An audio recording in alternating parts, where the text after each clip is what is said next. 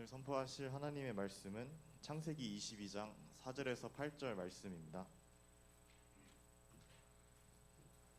창세기 22장 4절에서 8절 말씀입니다.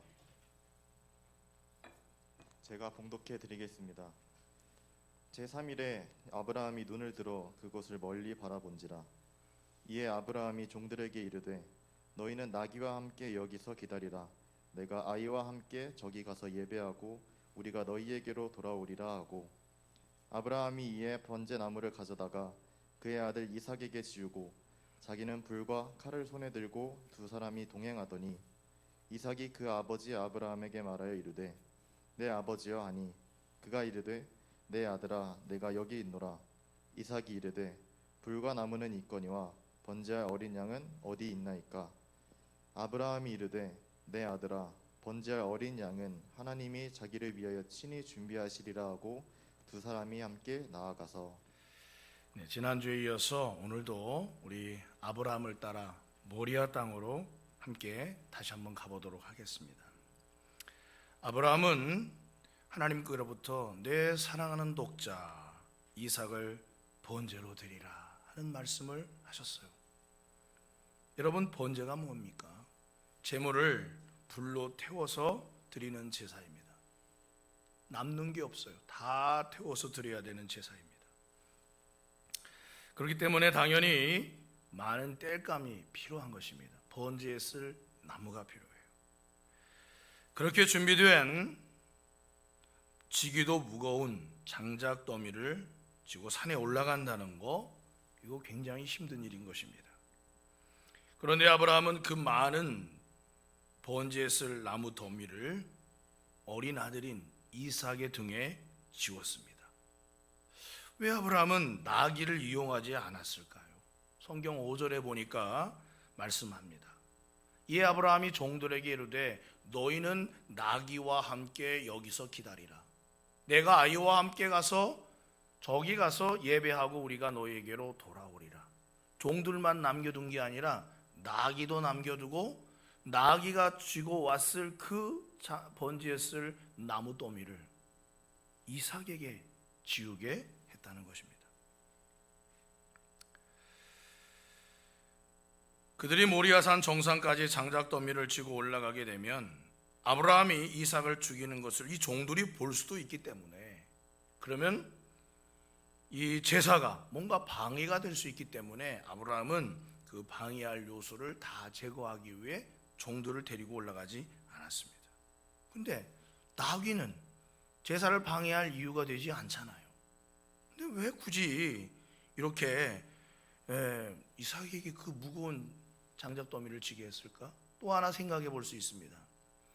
아브라함이 100세에 얻은 아들 이삭이니까 이 아들이 얼마나 귀하겠어요.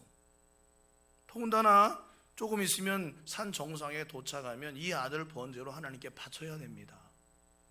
참 안타깝고 아픈 마음이 있는 아브라함에게 아들이 지는 그 나무를 반으로 쪼개어 자기도 질 수 있을 거 아닙니까?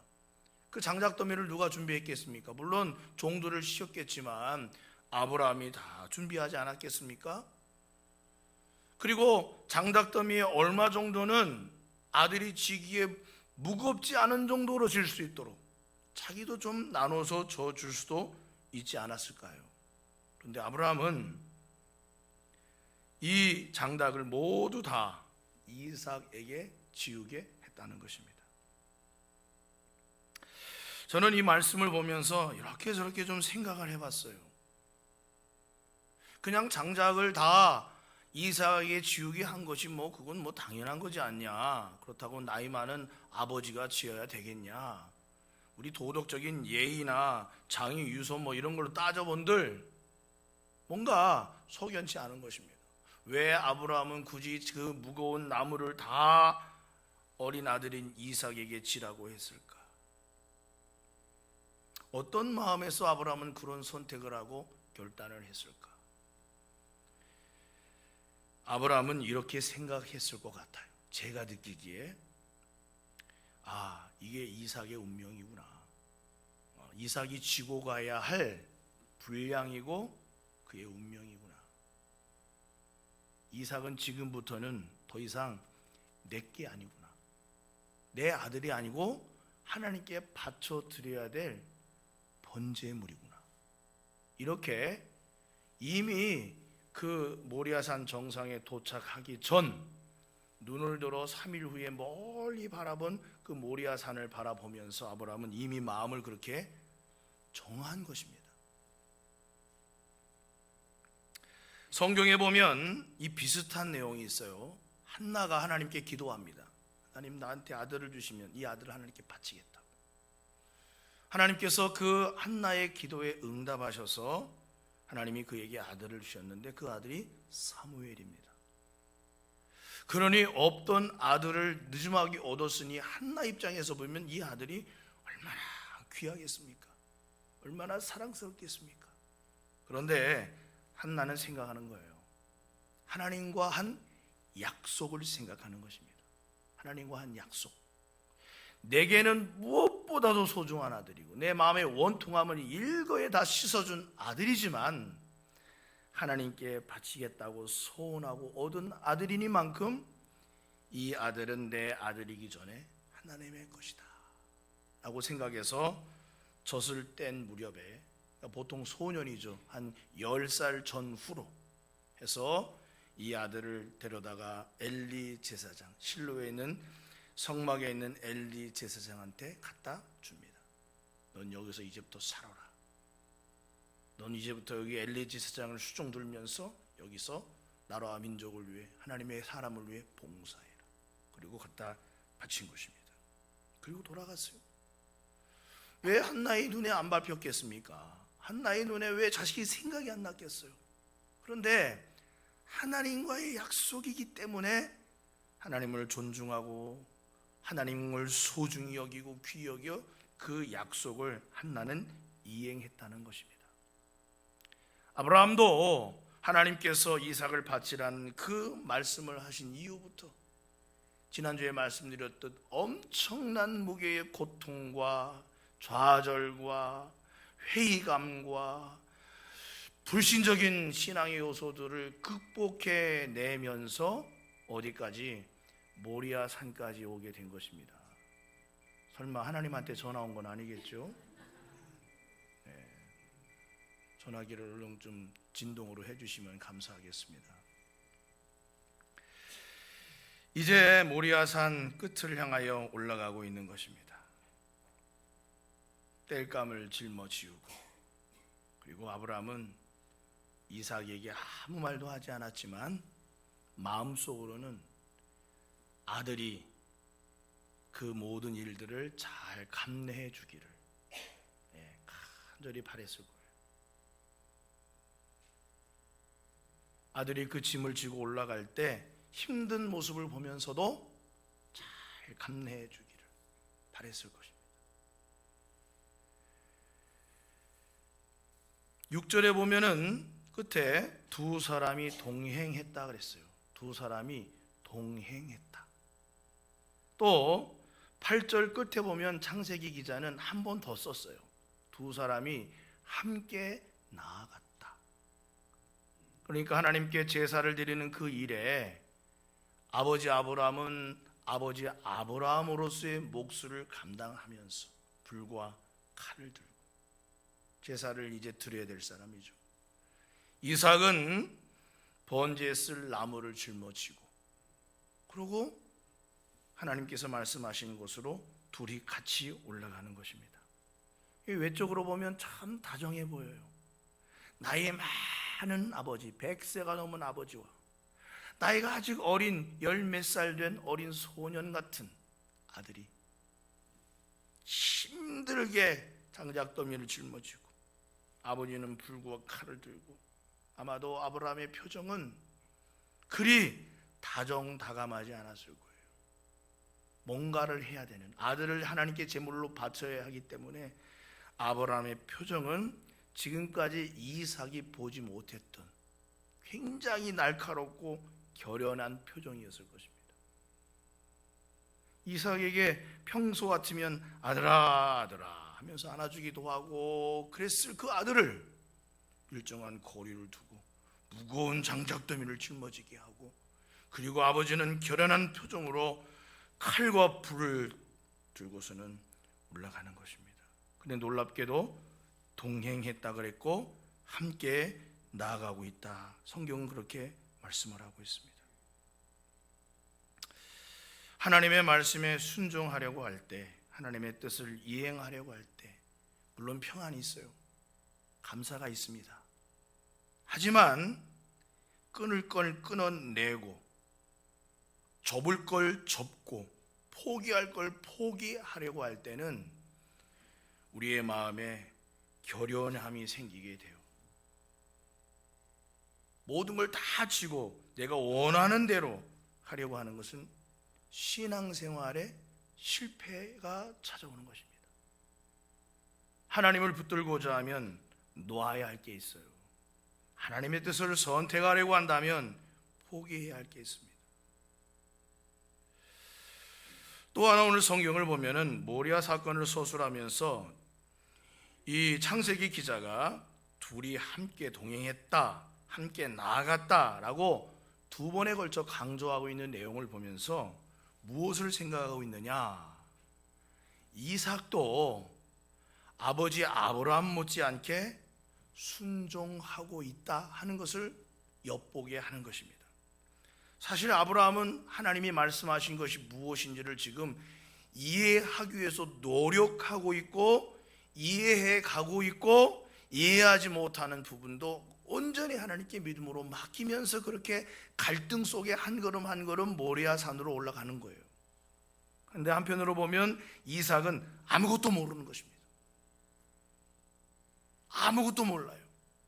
평소 같지 않은 아버지 모습이 낯설기도 하고, 나귀에게 짊어지지 않은 그 등짐이 무겁기는 하지만 이삭 또한 평상시 아버지에게 보여주신 그 사랑의 은혜와 그 은총과 아버지가 섬기는 하나님에 대한 믿음을 가지고 아버지가 하자는 대로 두말하지 않고 따라가고 있는 것입니다. 그 운명이 어찌 될지 아무도 알지 못하지만 이삭 또한 아버지와 함께 그 믿음의 길에 동행하고 있다라고 창세기 기자가 우리에게 가르쳐주고 있습니다.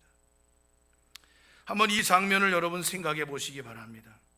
모리아 사건의 결말을 우리는 다 알고 있지만 우리에게 이 아버지와 아들이 한 마음이 되어 하나님의 뜻을 채워드릴 제사를 드리기 위해서 각자의 몫을 짊어지고 모리아 산으로 오르는 그 모습을 보면은 한편으로는 애잔하면서도 한편으로는 너무나 그 모습이 아름다운 것입니다.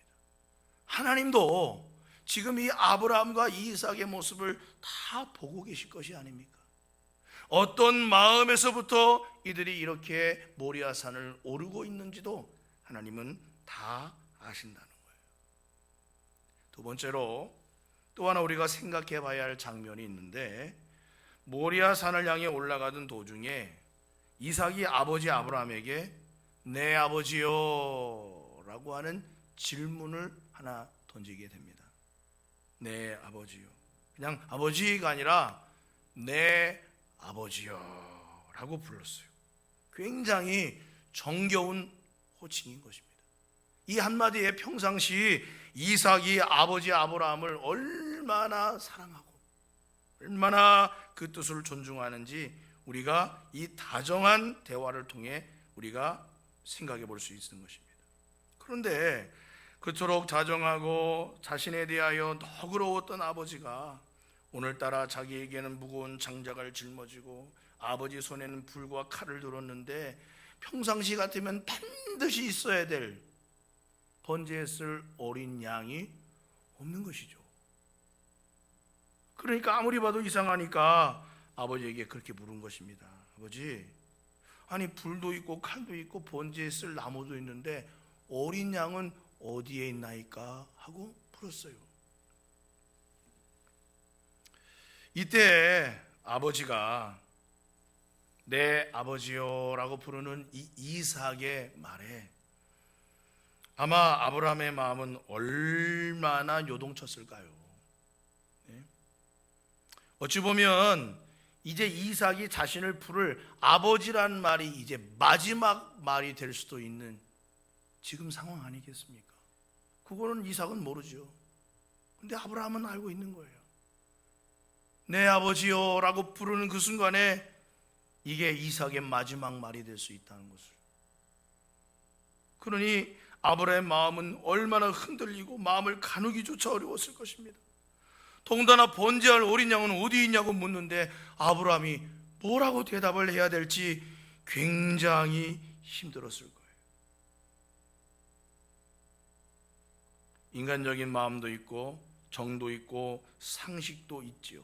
하지만 그런 것들이 하나님을 향한 순종보다 더 중요할 수 없다라고 아브라함은 되뇌이고 또 되뇌이면서 아들에게 그거는 다 하나님이 알아서 친히 다 준비하실 것이다. 사실은 아브라함에게 있어서 아들에게 알려줄 최선의 대답이었을 것입니다. 하나님이 다 준비하실 것이다. 여러분, 이때 이삭의 나이가 몇 살쯤 되었을까?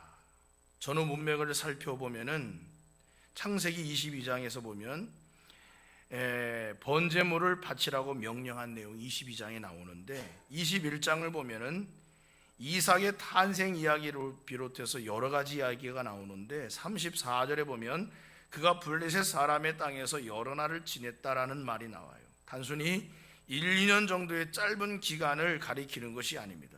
그런 점에서 본다면은 이삭의 나이는 적어도 유년기는 아니었을 것이다. 그러니까 10세 전, 취약하기 전 정도가 아니라 10살은 능히 넘고도 남았을 것이다. 두 번째로 주목할 점은 이삭이 모리아산 정상까지 장작더미를 지고 올라갈 만한 힘이 있었다는 거예요. 결국은 지고 올라갔으니까. 그걸 보면은 보통 한 15세 내지는 15세보다 약간 적은 나이쯤이 되지 않았을까 싶은 것입니다. 유대 전승에도 보면은 그때 이삭의 나이를 12살로 보았어요. 또 여기서 보면 아이라고 불렀는데 바로 앞장에 보면 이스마엘을 말할 때 아이라고 그랬는데 아이라고 말할 때 이스마엘의 나이가 13살이었습니다. 그러니까 많으면 15살이고 적으면 12살 내지는 13살쯤 되었던 이삭이었다 이거예요. 예수님도 12세라는 나이에 아버지 요셉과 어머니와 함께 예루살렘에 올라갔다가 거기서 내려오지 않았어요. 나중에 돌아보니까 아들이 없는 걸 알고 3일을 찾아 예루살렘으로 다시 와서 보니까 예수님이 성전에서 바리새인들과 율법을 논하면서 이야기하는 것을 듣고 놀랬다고 그랬습니다. 내용은 다르고 사건은 다르지만 자식 때문에 부모가 겪는 번민과 고통은 예수님을 잃어버렸던 요셉과 마리아나 지금 그 어린 아들에게 장작더미를 짊어지고 모리아산으로 올라가고 있는 이 아브라함의 마음이나 마찬가지긴 아니겠습니까? 이삭은 평소와 다른 아버지의 결연하고 날카로운 모습에 내 아버지요 라고 불렀고 아버지는 아들의 질문에 하나님이 다 알아서 준비하실 것이다 라고 대답은 했지만 이삭의 마음에는 의문이 가시지 않았던 것입니다. 그런데 이삭은 놀랍게도 2번을 묻지 않고 그냥 묵묵하게 올라갑니다. 그리고 이후로는 모리아산에서 이삭이 무슨 말을 했다는 말이 단 한마디도 나와 있지 않습니다. 어찌 보면 이삭도 하나님이 친히 준비하시리라는 아버지 아브라함의 말을 되뇌이면서 그렇다면 번제할 어린 양은 어디에 있는 것일까? 그리고 아버지가 자기를 포박할 때 하나님이 원하시는 제물이 나였나 보구나 라고 생각하고 이삭도 하나님 앞에 엎드리고 순종하게 되었다는 것을 우리가 생각해 볼 수 있는 것입니다.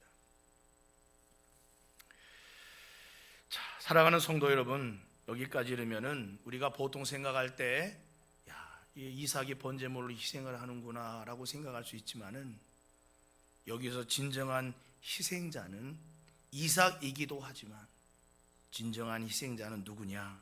바로 아브라함이라 이겁니다. 아브라함. 아들을 바치라고 하는 이 간단한 하나님의 명령에 아브라함은 온갖 생각을 다 극복해내면서 심지어는 백세에 주신 아들에 대한 사랑마저도 극복해내면서 그리고 하나님께 대한 진정한 믿음과 사랑을 하나님께 보여드리게 된 줄로 믿습니다. 여러분 잘 생각해 보세요. 만약에 거기서 진짜 아브라함이 이삭을 번제물로 바쳤어요. 그러면 하나님께서 원하시는 제사를 드릴 수 있을지는 몰라도 그때부터 아브라함은 어떤 사람이 되겠습니까? 아들을 죽여 바친 아버지. 이 꼬리표가 평생을 따라다니는 것입니다. 사라에게 있어서 남편인 아브라함은 어떤 모습이겠습니까? 백세에 얻은 아들을 어떻게 바칠 수가 있느냐고. 수많은 오해와 수많은 갈등과 문제를 그 삶의 송두리째 다 마음속에 안고서 살아가야 할 엄청난 상처와 부담감이 이삭을 번제로 바친 후에 아브라함에게 따라다녔을 거라 이 말이에요. 그런데도 아브라함은 하나님의 하라는 말씀에 순종할 수 있었다는 것입니다. 사실 아브라함은 차라리 아들을 바치는 그 현장에서 자기 자신도 하나님이 데려가시기를 원하셨을 거예요. 이삭을 바치는 그 현장에 이삭이 아니라 차라리 나를 죽여 바칠 수 있다면 아브라함은 오히려 그것을 더 기뻐했을 수도 있습니다. 그래서 이 아브라함의 모습을 우리가 생각해 보면서 어떤 마음이 드느냐? 그렇습니다. 죽음보다 더한 사랑의 마음을 간직한 아브라함을 보게 되는 것입니다.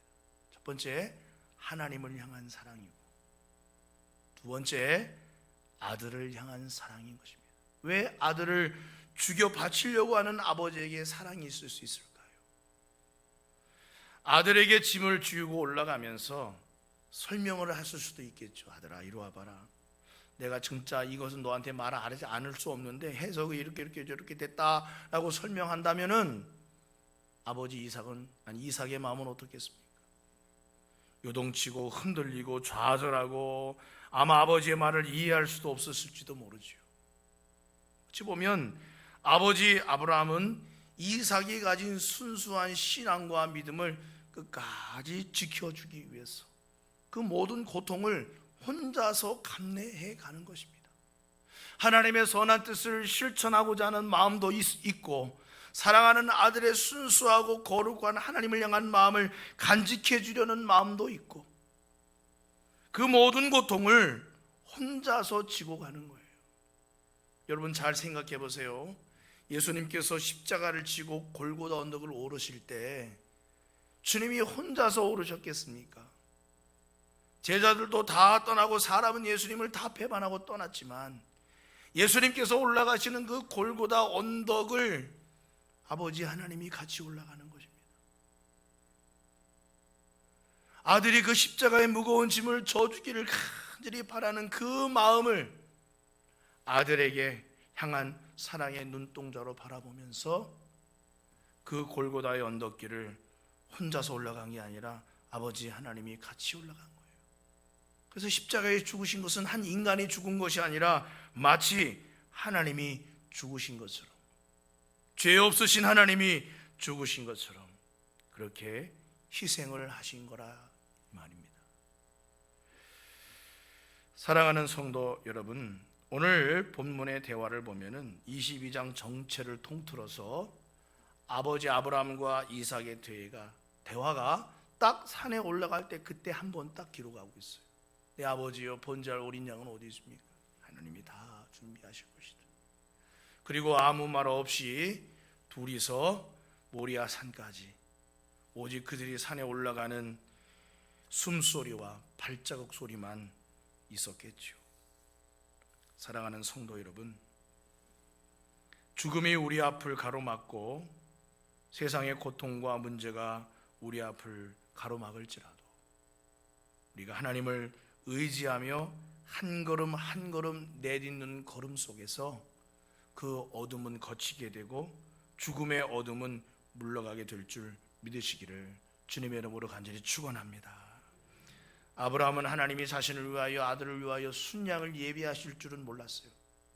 가서 그냥 아들을 죽여 제사를 바쳐야 되나 보다 하고 모든 마음을 하나님께 집중하며 차라리 죽는 것이 낫다라고 생각하는 그 상황 속에서도 하나님을 향한 사랑과 아들을 향한 배려와 종도를 위한 배려를 가지고 아브라함은 묵묵히 십자가와 같은 그 길을 걸어가게 된 줄로 믿습니다. 그래서 아브라함은 하나님께로부터 믿음의 조상이라고 하는 칭호를 받았어요. 그냥 그렇게 대충 그냥 맹목적으로 그렇게 광신적으로 믿어서 얻은 칭호가 아니라 이거예요. 갈등과 어려움과 고난과 번민과 온갖 회의와 온갖 의심과 불신들의 영들이 찾아올 때에 그것을 하나씩 하나씩 마치 잡초 뽑듯이 뽑아내면서 그렇게 하나님 앞에 나아가 순종하게 되었고, 하나님은 그 아브라함의 모습을 보면서 내가 이제야 나를 사랑하는 줄 알겠다라고 인정하시게 되었다는 것입니다. 사랑하는 성도 여러분이요, 예수 믿는 성도의 삶은 만사 형통 축복의 삶이긴 합니다. 그런데 고난이 있기 때문에 만사 형통이지, 고난이 없이 탄탄대로가 마련된 믿음의 길은 결코 아닌 거예요. 한 걸음 한 걸음 갈등하고 고민하고 번민하고 애쓰고 수고하고 땀을 흘리며 눈물을 흘리며 걸어가는 길이 믿음의 길인 것입니다. 그래서 천국에 가면 주님께서 그 눈의 눈물을 다 씻겨 주신다고 했어요. 주님을 위해, 믿음을 위해, 하나님의 선한 뜻을 위해 눈물을 가진 사람이 이 돼야 주님께서도 그 눈물을 씻겨 주실 것이 아닙니까?